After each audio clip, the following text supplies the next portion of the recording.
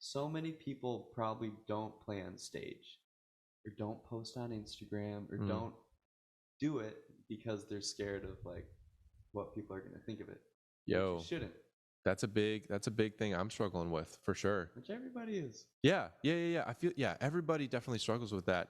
That's kind of one of my demons right now is especially with some of the music I'm writing. So I came out with an album in 2019 called Funky Bus. It's going to be in the email. It's going to be in the email. There's an email. I do like a little email afterwards, just kind of doing a recap. Oh, that's cool. Of what you wore. Yeah. So okay, so it will be in the email. But I think okay, so I did that and I had my funky bass stuff and it was my first album and I did like everything myself. So that's why it sounds so crappy.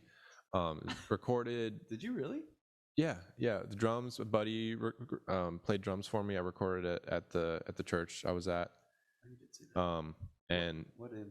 Pro Tools? Oh, Logic.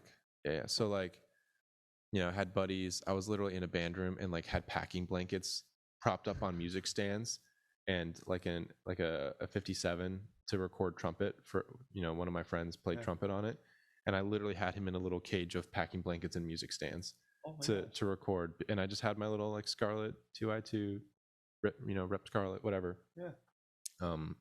Hashtag not really an ad.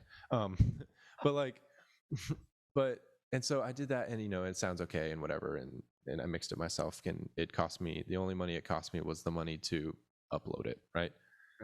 So that I'm trying to now do another album of sorts, but I keep falling right back into that same sound, and I don't want to do that sound. But there's this balance of like, I want to play what makes me happy, but also I want to force myself to grow as a musician. So it's so easy for me just to go back into this isn't the bass for it, but like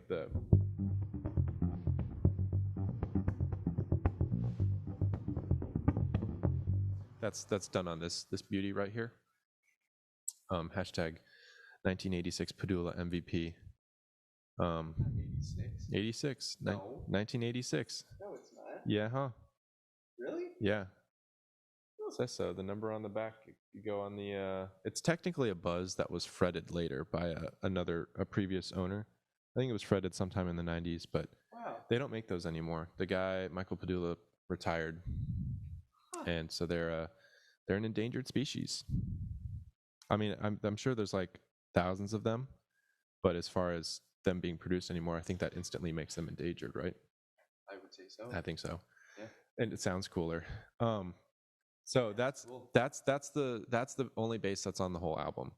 And so it's this very funky stuff. And so, sorry, back to the point. I'm struggling with this, like, I don't want to do the same thing again. I don't want people to judge me for what I'm going to put out if it's the exact same as what I did before, right?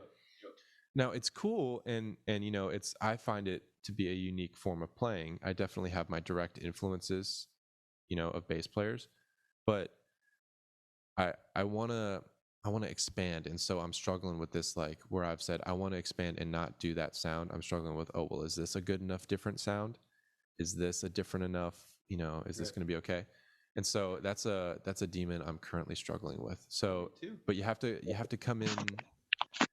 You have to come in and understand that, like, art is art, and some people's art numbers aren't going to vibe with your art number. Sure. Well, and it's all just in comparison with other people. You can